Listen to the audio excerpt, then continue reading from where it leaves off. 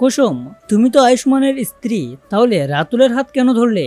হ্যাঁ বন্ধুরা, এমনটাই দেখা যাবে কুসুম সিরিয়ালের আগামী নতুন পর্বের আপডেটে। তো এই নিয়ে বিস্তারিত জানতে হলে ভিডিওতে লাইক দিয়ে পুরো ভিডিওটি দেখতে থাকো। শুরুতেই থাকছে, ইন্দ্রাণী বলতে থাকে এই বিয়েটা যদি আসল হতো তাহলে কতই না ভালো হতো। কুসুম তখন এই কথা শুনে অনেকটা অবাক হয়ে যায়। এদিকে আয়ুষ্মান ঈশানও প্রচন্ড ভয় পেয়ে যায় তার কথা শুনে। তারপরে দেখা যায় ইন্দ্রাণী গাঙ্গুলি কুসুমকে বলতে থাকে, তোমার সিঁদুর শাখা পলা সবকিছুই খুলে ফেলো, আর বিয়েটা হয়ে গেলে এগুলো কখনোই খুলবে না। সত্যিকারের বিয়ে হলে তো এগুলো কখনো খুলতে নেই, এগুলোই হচ্ছে মেয়েদের অলংকার। কুসুম তখন অনেকটা অবাক হয়ে মনে মনে বলতে থাকে, কিছু একটা ভাবতে থাকে।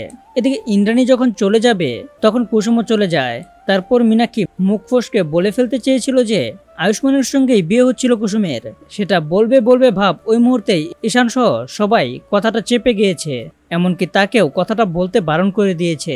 উল্টো তার উপরই রাগ দেখিয়েছে ঈশান। আর তারপরে দেখা যায় কুসুম নিজের ঘরে ফিরে যায় এবং মন খারাপ করে থাকে। এমনকি সে তখন ভাবতে থাকে ওই বিয়েটার কথা।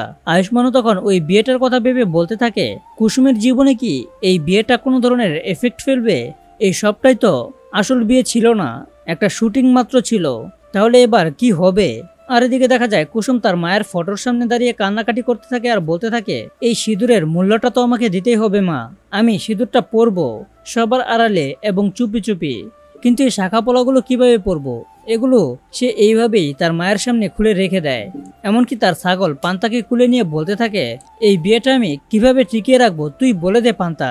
এবং তখন একটা চিরুনি কুসুমের হাতে দিয়ে দেওয়া হয়। ওই চিরুনিটা তখন কুসুম হাতে পেয়ে বলতে থাকে, এটা কেন দিল আমাকে?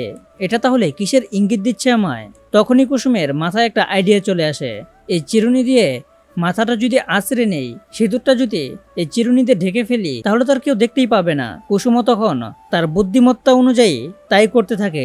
সে তখন মাথার চুলটা আঁচড়ে নেয় এবং তার সিঁদুর আর দেখা যায় না। তারপরে দেখা যায় কুসুমের বাবা ও ঘন্টু যখন বাড়ি ফিরে, কুসুম তখন বলতে থাকে তাড়াতাড়ি করে এখন রান্না করতে হবে। তারপর ঘন্টু বলতে থাকে, আমার তো এখন খিদে পায়নি, আমাকে তো বাবা অনেক কিছু খাইয়েছে। এদিকে ঈশান চলে আসে আর এসেই বলতে থাকে, তোমাকে ভাইদা ডাকছে।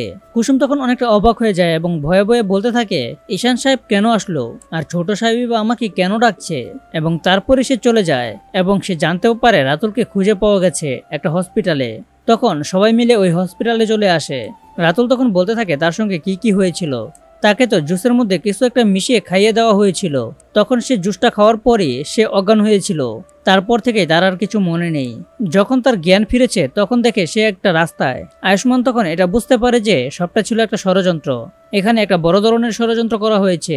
তখন রাতুলকে রেস্ট নিতে বলে ঈশান আয়ুষ্মান তারা দুজনেই বাইরে চলে যায়, কিন্তু কুসুম সেখানে দাঁড়িয়ে থাকে এবং রাতুলকে রেস্ট নিতে বলে সেও যখন বাইরে চলে যাবে তখনই রাতুল পিছন থেকে কুসুমের হাতটা ধরে ফেলে এবং সাথে সাথেই কুসুমের চোখ থেকে জল বেরিয়ে আসে।